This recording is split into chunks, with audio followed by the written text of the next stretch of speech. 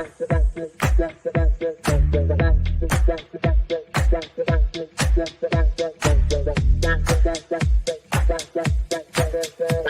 Connections Radio presents. Welcome to Vegas Hockey Hub here on PRConnectionsRadio.com, the voice of new media. I'm your host, Ian Rakelli. And on this edition of Vegas Hockey Hub Recap, where we break down every single game of the 2024-2025 season for your Vegas Golden Knights, we're going to be talking about the matchup they just had in the last game on their road stand as the Vegas Golden Knights took on the Florida Panthers, who are your reigning Stanley Cup champions. And very interesting matchup. There is some positives we're going to go over. We have a couple of negatives that we are going to have to talk about. However, overall, they did end up getting 1 point on this road trip. So out of 6 points, you end up getting one. Hey, it's you take what you can get. Now, before I break down this game itself, I do want to mention this and put a disclaimer out here for all the people that are going to be watching every single show that we do. I want to mention that for this episode, the game against the LA Kings on when we record that on Wednesday, and then the one for Ottawa on Saturday, here on Vegas Hockey Hub Recap, we're going to be wearing this pink shirt right here because of it being October, Breast Cancer Awareness Month, and due to Hockey Fights Cancer, we are in support of that. So I just wanted to quickly announce that for the next 3 episodes we are going to have of Vegas Hockey Hub Recap, we're going to be wearing this pink shirt right here just to show support. Want to bring awareness to Breast Cancer Awareness Month. So getting into the game itself between Florida and Vegas, I did mention this kind of briefly in the intro, but yes, indeed, this is the last game of their 3-game road trip, going out there and taking on the Washington Capitals, Tampa Bay Lightning, and Florida Panthers. So for Vegas, you're going to be back at home on Tuesday, the LA Kings. So after spending essentially a week on the road, you're now going to go back home. So that's going to be very impactful for your Vegas Golden Knights. And this road trip that the Vegas Golden Knights had, it did not go as great as some people were hoping for. You lose to Washington in a very unfortunate game. Logan Thompson, your former goaltender, beats you in Washington to start out your first game on the road. Then you go to Tampa Bay. You're leading the game until about 5 minutes left, and then you let it slip away, and Tampa Bay wins the game 4-3 with 57 seconds left in the game. And then this game, we're going to talk about another situation where the Vegas Golden Knights had some positives, but an unfortunate ending in overtime. But we'll cover all of that here on the show. Now, there is no roster changes, but more importantly, there was really no lineup changes compared to their lineup against Florida and the lineup for this game. There is really no big significant change at all for your Vegas Golden Knights. So let's just go over the forward lines very quickly here on the show. Forward line 1, Ivan Barbashev, Jack Eichel, and Mark Stone. One of the best lines in hockey up to this point in the first 5 games. Line 2, Tanner Pearson, Pavel Dorofeyev, and Tomas Hertl in the middle. And forward line 3, you have Alexander Holtz, Brendan Bryson, and Cole Schwind. And forward line 4, you have Brett Howden, Keane Kolazar, and Nicholas Waugh. Now, that fourth line is going to be very impactful in this game and it's going to be relevant later on. But yeah, that's your forward lines in this game for the Vegas Golden Knights.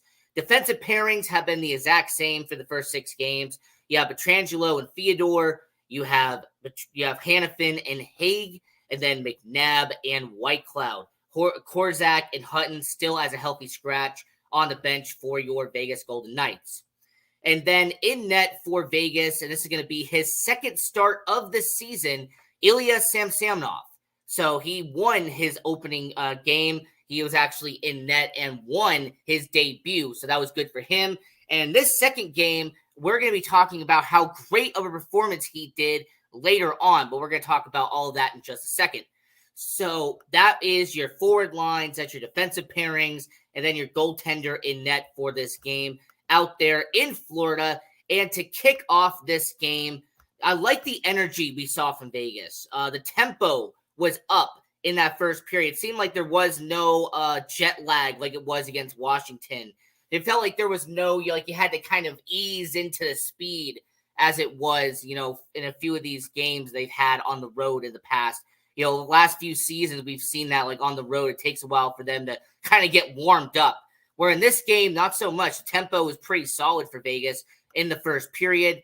And then at the end of the first period, Tanner Pearson with his first goal as a Vegas Golden Knight and assisted by Nicholas Waugh. And I do want to mention this. Nicholas Waugh had a 2-assist night here for your Vegas Golden Knights. And for someone who is back on the fourth line now with Kolizar and with Howden, for him to have a 2-assist game really shows you the production value that Nicholas Waugh has brought to the Golden Knights. I mean, this is someone who has kind of been underrated on the Vegas Golden Knights organization for the last couple of years. I mean, this past season, we made a video talking about who is the most underrated player on the Vegas Golden Knights. And he was second on that list of Golden Knights members who were underrated this past year. So Nicholas Waugh, 2-assist game for Vegas. And that second goal that happened with Keegan Kolizar about 14 minutes into the second period, he was on the assist on that game as well.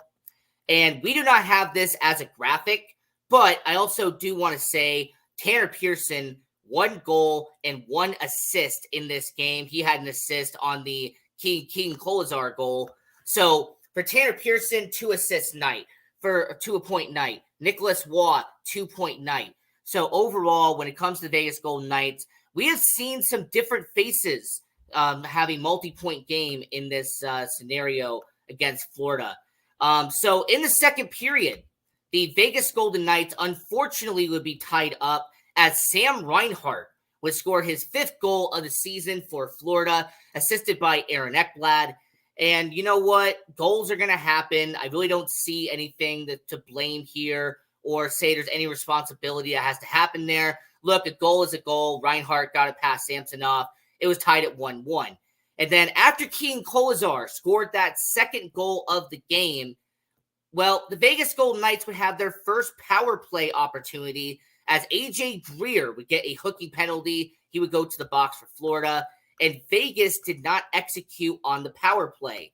Now, it was not for a lack of trying, as I do have to give credit here. There was a shot from Noah Hannafin that just did not connect. It just went wide. I think that when it comes to Sergei Bobrovsky, who I'm going to give props to later in the show, maybe that should have been a goal if it would have actually connected. It had a little bit more proper distance.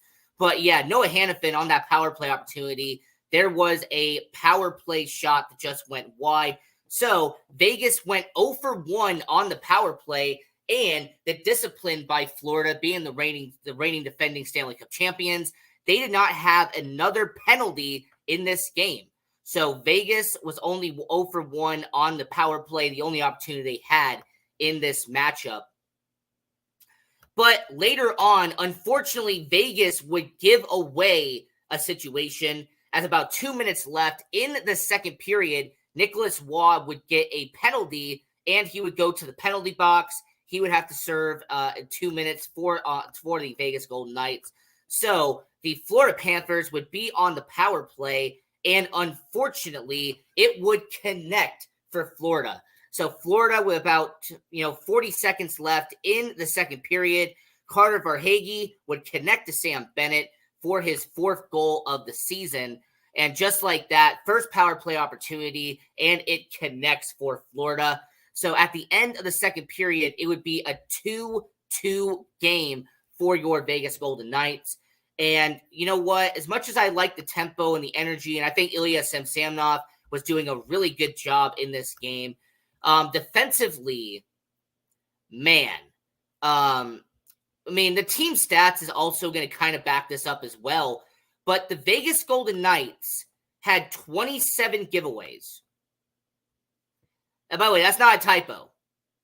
27 giveaways for the Vegas Golden Knights. To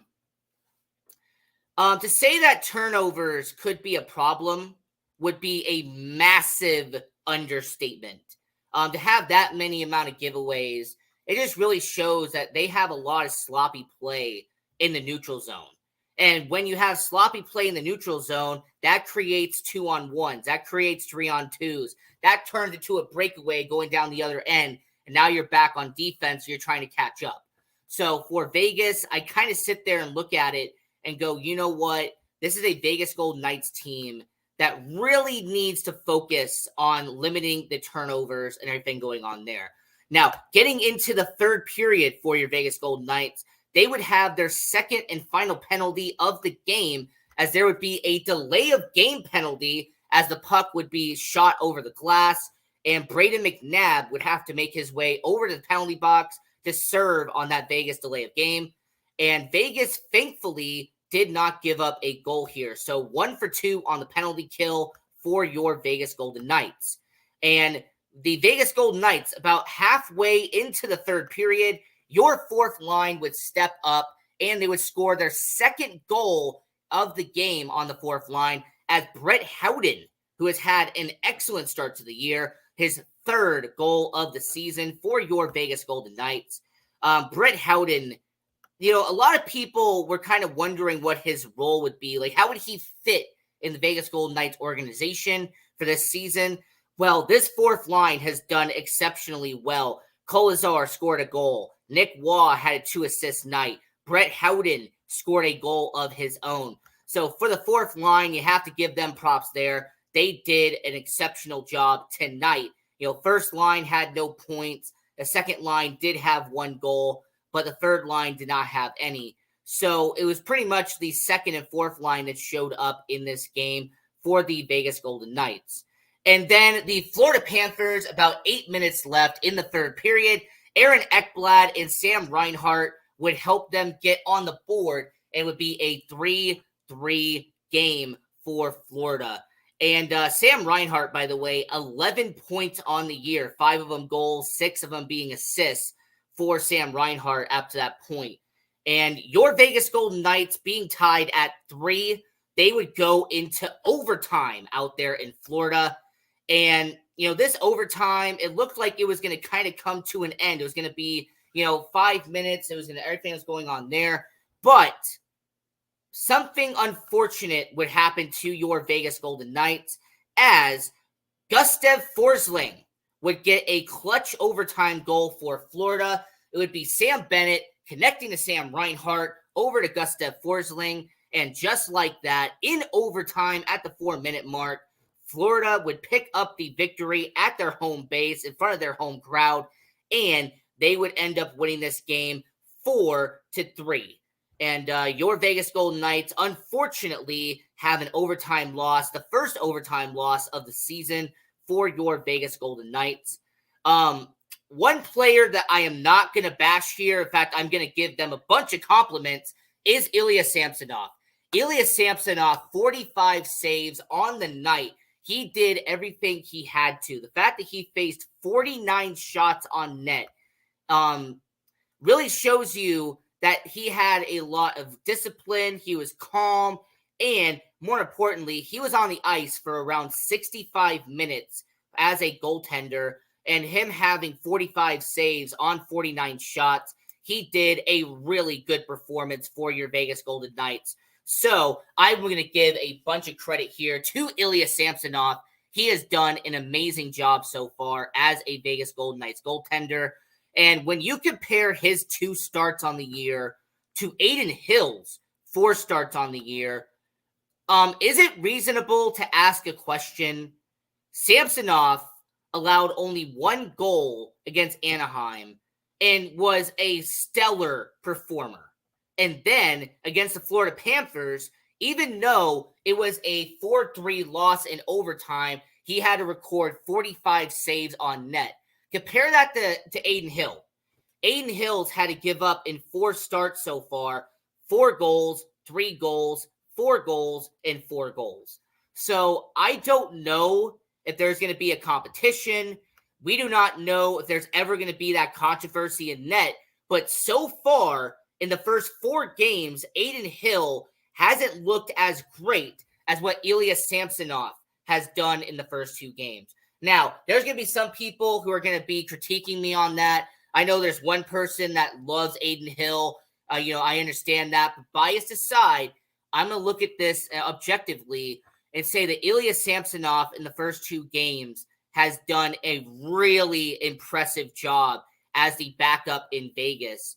And what I'm going to point out, and here's what my statement is it still too soon to have a conversation about a goaltender battle? Yes. Now, if this is by December, okay, if by January, Samsonov is having a credible performance, great performance, good outing, if Ilya Samsonov is putting up some really good numbers and Aiden Hill is still letting up 3 or 4 goals a night, you're going to have to ask yourself by that point, does the conversation arise? Because Ilya Samsonov did a really good job tonight. I have to give him praise there. But once again, the sloppy turnovers in the neutral zone, that's just been a problem the Vegas Golden Knights have had.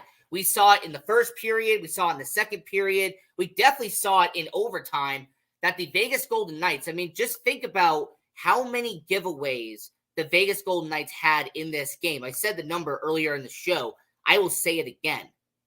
The Vegas Golden Knights had 27 giveaways. But Ian, they had 28 block shots. Okay, block shots are good and dandy, but you had 27 giveaways. And I kind of sit there and wonder when it comes to the Vegas Golden Knights, what kind of statement does that tell you? You had 26 shots on net. Sergei Bobrovsky stopped 23 of them. I will give credit to Bob, by the way. He did a good job. The Vegas Golden Knights out-hit Florida in this matchup, 25-17. So you out-hit them. All right, you had almost double less the shots that Florida had. In the faceoff circle, you won nearly 57% of your faceoffs. So that wasn't the problem there. Faceoffs, you did well. You could take some responsibility and poke at the power play going 0 for 1, but that really is more of a testament to how good Florida is at being disciplined and not having that many penalties. So, you did good on the block shots, but still the giveaways to me is the issue. The lack of consistency in terms of puck possession, that is what my issue is with the Vegas Golden Knights. And this kind of leads into my next point. This is the second game in a row where the Vegas Golden Knights blew a lead late in the game. The Vegas Golden Knights were up 3-2 against Tampa Bay with 5 minutes left, and they lost 4-3. What happened in this game? The Vegas Golden Knights were up 3-2 halfway in the third period. Florida ties it up, and then they win in overtime. So we know what happened in the second half of last year. There was a stretch where the Vegas Golden Knights blew 11 leads in a span of the last 2 months. That is actually what ended up hurting the Vegas Golden Knights come seeding time, because they just kept blowing so many leads in the second half of the year. So if you're the Vegas Golden Knights, this isn't going to be a red flag. We're not going to go into DEFCON 1, but this is a Vegas Golden Knights where last year you blew a considerable amount of leads in the second half of the year last year. And now 6 games in, you've already blown 2 leads, and they happened to be back-to-back on the final 2 games of the road trip. So for your Vegas Golden Knights, that is a concern you do have to mention. Now, for your Golden Knights, 3 wins, 2 losses, 1 overtime loss. You have the LA Kings on Tuesday. We're going to record that show on Wednesday morning here on PR Connections Radio. And then on Friday, the Ottawa Senators will be here at T-Mobile Arena. Now, Vegas Hockey Hub, we are going to be there for both games. We're going to record footage and everything like that. We're going to do media there. And then we're going to record that show Saturday morning. I will find a way to be in the studio. I will be here. I will record that show on Saturday morning here on PR Connections Radio. And by the way, this isn't Vegas Hockey Hub recap, but I do want to quickly mention it. The Vegas Golden Knights, we have so much content we're going to be putting out. We're going to be putting out content at 8 a.m. For on Monday, for Tuesday. So pretty much every show that we do that's not Vegas Hockey Hub recap, go to it at 8 a.m. Pacific, 10 a.m. Central, and we're going to have all those shows uploaded and content for you. And then finally, as we're getting out of here, your player of the game is Brett Howden. Brett Howden has done an exceptional job this year. This is his second time being player of the game. I mean, he had 3 shots, he had 3 blocked shots, and when it came to a guy like Brett Howden, he did a solid job in the faceoff circle, 100% win rate. So, Brett Howden, your player of the game against Florida. And until next time, I'm your host, Ian Rakelli. This is Vegas Hockey Hub Recap. And go